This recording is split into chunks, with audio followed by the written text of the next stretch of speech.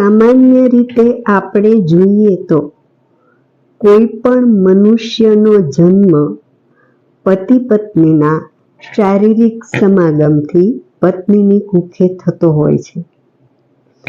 પણ આપણે મહાભારતના કેટલાક મહત્વના મુખ્ય પાત્રોની વાત કરીએ તો તેમનો જન્મ આ સ્વાભાવિક રીતે નથી થયેલા.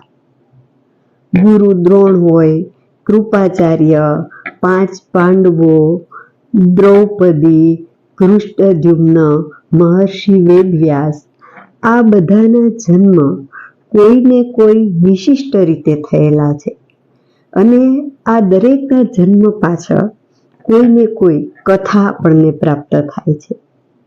મહાભારતનું એક મહત્વનું પાત્ર મહારાજા શંતનુના રાણી અને મહર્ષિ વેદવ્યાસ, ચિત્રાંગદ અને વિચિત્ર વીર્યના માતા સત્યવતી, તેના જન્મ અંગે પણ એક કથા આપણને મહાભારતમાં પ્રાપ્ત થાય છે કે તેમનો જન્મ કેવી રીતે થયેલો.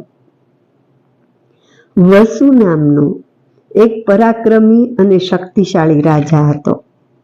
તેની પાસે ઇન્દ્રએ આપેલું એક વિમાન હતું. આ વિમાનમાં બેસી અને જ્યારે આ રાજા આકાશમાં ફરતો હોય ત્યારે અપ્સરાઓ અને ગંધર્વો આ બધા તેની સેવા કરતા અને એટલા માટે તે ઉપરીચર તરીકે પણ પ્રખ્યાત હતો. આ રાજાની પ્રિય રાણી હતી જેનું નામ હતું ગિરિકા. એકવાર આ રાણી ગિરિકા છે એ ઋતુકાળમાં આવી.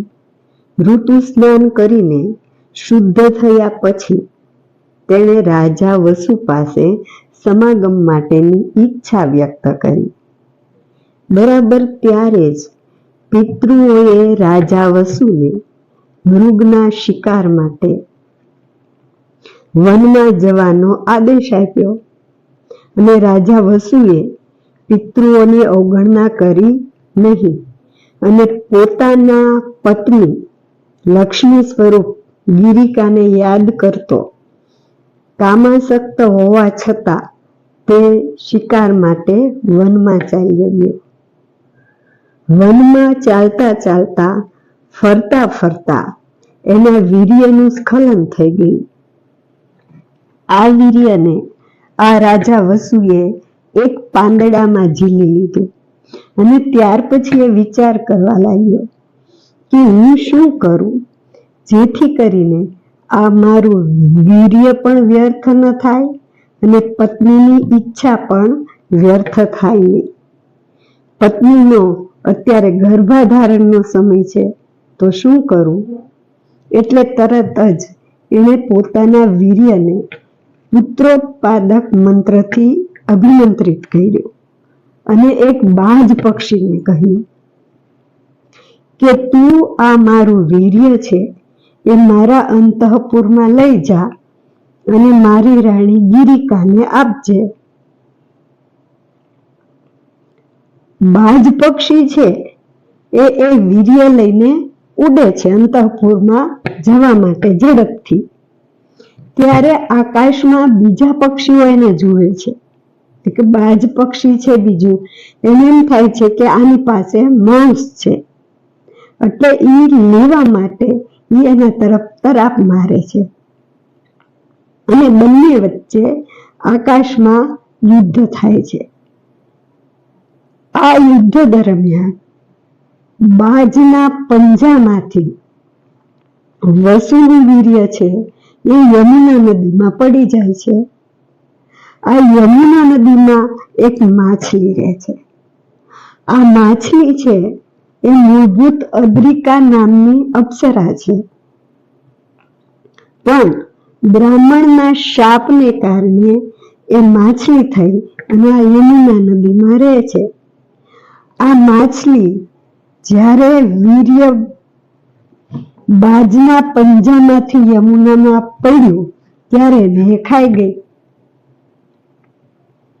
10 મહિના પછી એક માછીમારે એ માછલીને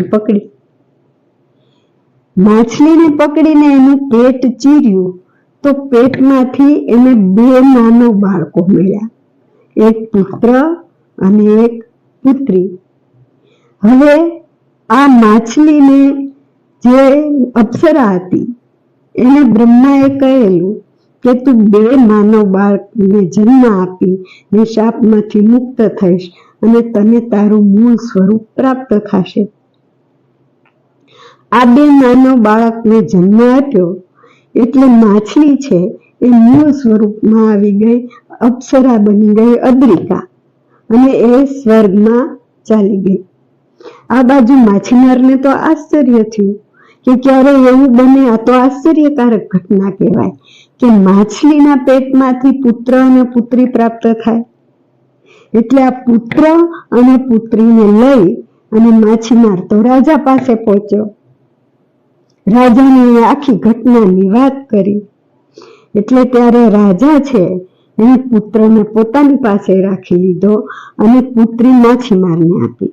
એને કહ્યું કે આજથી આ તારી પુત્રી. માછલીના પેટમાંથી નીકળી હતી. આ પુત્રીના શરીરમાં માછલીની ગંધ આવતી હતી એટલે એનું નામ પડ્યું મત્સ્યગંધા. અને આ મત્સ્યગંધા જ આગળ જતા પછી મહારાજા શંતનુના રાણી થયા અને એનું નામ થયું સત્યવતી. આ સત્યવતી તે જ મહર્ષિ વેદવ્યાસના, ચિત્રાંગદ અને વિચિત્રવર્યના માતા થયા. આ રીતે સત્યવતીના જન્મ એક માછલીના પેટમાંથી થયેલો દર્શાવવામાં આવ્યો છે.